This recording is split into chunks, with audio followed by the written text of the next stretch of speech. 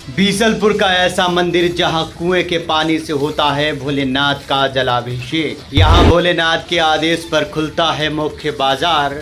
यहां शिवलिंग के आशीर्वाद से चलता है अरबों का व्यापार। जहां 4 पीढ़ियों से एक ही परिवार के पुजारी करते हैं मंदिर की सेवा। शिव मंदिर में बना कुआं भी अपने आप में समाये है कई रहस्य। कुएं में होती है पानी की हलचल। जन्माष्टमी पर 3 दिन तक बंद रहता है मंदिर का कुआं। बीसलपुर के वाटर लेवल को बताता है मंदिर का कुआं। देखिए रहस्यमयी कुएं की कहानी। भंडारे में कुएं का जल मिलने पर अनवरत चलता रहता है भंडारा। बीसलपुर की मुख्य बाजार की रक्षा करते हैं स्वयं भोलेनाथ। देखिए शिव मंदिर की कहानी। बीसलपुर का एक ऐसा शिव मंदिर जहां शहर के मुख्य बाजार की रक्षा करता है मंदिर। यहां पर व्यापारी भोलेनाथ के आशीर्वाद के बाद ही बाजार को खोलते हैं और शाम को घर जाते वक्त भी बाबा भोलेनाथ का आशीर्वाद लेते हैं। भोलेनाथ स्वयं मुख्य बाजार के बीच में बैठकर बाजार पर नजर रखते हैं। शहर के लोग मंदिर के कुएं का पानी पीते हैं और स्वस्थ रहते हैं। ऊपर की कहानी सुनकर आप समझ चुके होंगे कि हम बात कर रहे हैं बीसलपुर के विश्व प्रसिद्ध बाबा मठियानाथ मंदिर की। यहाँ पर एक रहस्यमयी कुआं है जिसका जल भंडारे में प्रयोग करने पर भंडारा भी अनवरत चलता रहता है। मंदिर के अंदर स्थित कुआं में हलचल होती है। बीसलपुर का वाटर लेवल भी कुआं बताता है।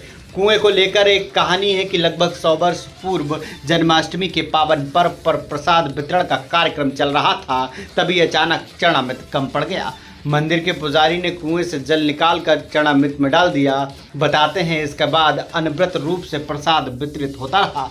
तब से आज तक जन्माष्टमी के पावन पर्व पर मंदिर के कुएं को 3 दिन के लिए बंद रखा जाता है। मंदिर के पुजारी ने कई और रहस्यमयी बातें मंदिर के बारे में बताई हैं। चलिए उनकी जुबानी सुनते हैं बाबा मठियानाथ मंदिर की कहानी। बीसलपुर का बाबा मठियानाथ जो मंदिर है कितने वर्ष प्राचीन है। और हम देख रहे थे कि ये भाई अभी आप कुएं से बाल्टी भरकर और भगवान पर जलाभिषेक कर रहे थे। क्या कुछ मनोकामनाएं है, क्या कुछ कुएं का महत्व है, क्या कुछ मंदिर की आस्था है, इन तमाम सवालों के जवाब दीजिए। ये भगवान मठियानाथ का मंदिर अति प्राचीन है जी। लगभग 400 साढ़े 400 वर्ष पुराना है जी। और हमारी ये 5वीं पीढ़ी है जो भगवान की निरंतर सेवा कर रही है जी। और कुएं के जल से ही भगवान मठियानाथ का सेवा श्रृंगार होता है। भोग वगैरह जो भी बनता है कुएं के जल से ही सब चीज़ होती है। और भगवान मठियानाथ भक्तों की सारी मनोकामनाएं पूर्ण करते हैं। जो सच्चे मन से भगवान का भजन कीर्तन करता है, जो मांगता है आशुतोष उसको अवडरदानी है, देते हैं।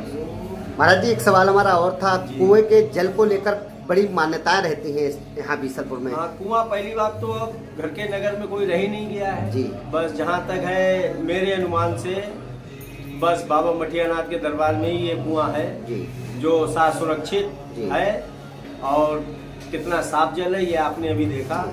भगवान की सेवा बताते हैं कि कुएं का जल एक बार प्रसाद में डाला गया था, ऐसी एक कहानी है यहाँ। हाँ, ये है बहुत पुरानी बात है। ये हमारे सरबाबा थे तो जन्माष्टमी के दिन पहला प्रोग्राम था जन्माष्टमी का, तो अपने भोग प्रसाद जो भी बना था उस हिसाब से बना था। लेकिन एकदम खूब भीड़ भगवान कृष्ण के जन्मोत्सव के समय जब आरती वगैरह हो गई थी तो एकदम भीड़ का अंबार प्रसाद के लिए तो थोड़ा प्रसाद बना था तो ख़त्म हो गया। तो सरबाबा ने कही कि अब निकालो प्रसाद कुआं से।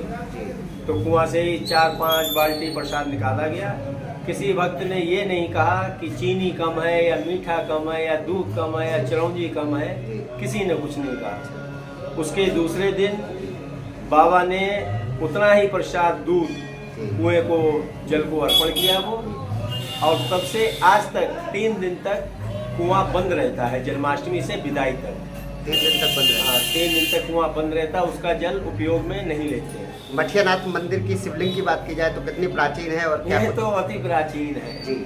कब के हैं क्या है ये तो बस यही जानते हैं। बस हमारी पीढ़ियां दर पीढ़ियां सेवा करती चली आई, सेवा कर रहे हैं। अच्छा, क्या सेवा भाव रहता है, किस तरह से इसकी सेवा काल शुरू होता है, शुरू से दिनचर्या क्या रहती है यहाँ मंदिर? दिनचर्या 6 से 9 सुबह, 6 से 9 शाम। अच्छा, सुबह उठकर पहले भगवान का जलाभिषेक करते हैं। अच्छा 6 से 9 सुबह। अच्छा, ये 6 से 9 कुएं को शाम। लेकर कहा जाता है कि बीसलपुर का वाटर लेवल भी बताता है। हाँ, वाटर लेवल भी बताता है। किस ये। तरह से क्या है? अभी देखो, ये 2 हाथ में बाल्टी आ गई थी ऊपर, इस समय वाटर लेवल सबसे ऊपर है जी। हाँ, इससे ही अनुमान लग जाता है इधर के पूरे क्षेत्र का जी। और अभी ये जब जनवरी फरवरी लगभग सावन में जल स्तर बढ़ जाता है इसका लेवल। अच्छा, और मई जून में क्या है? मई जून में बहुत कम हो जाता है। कम हो जाता हाँ, है। बहुत कम हो जाता है जल लेवल।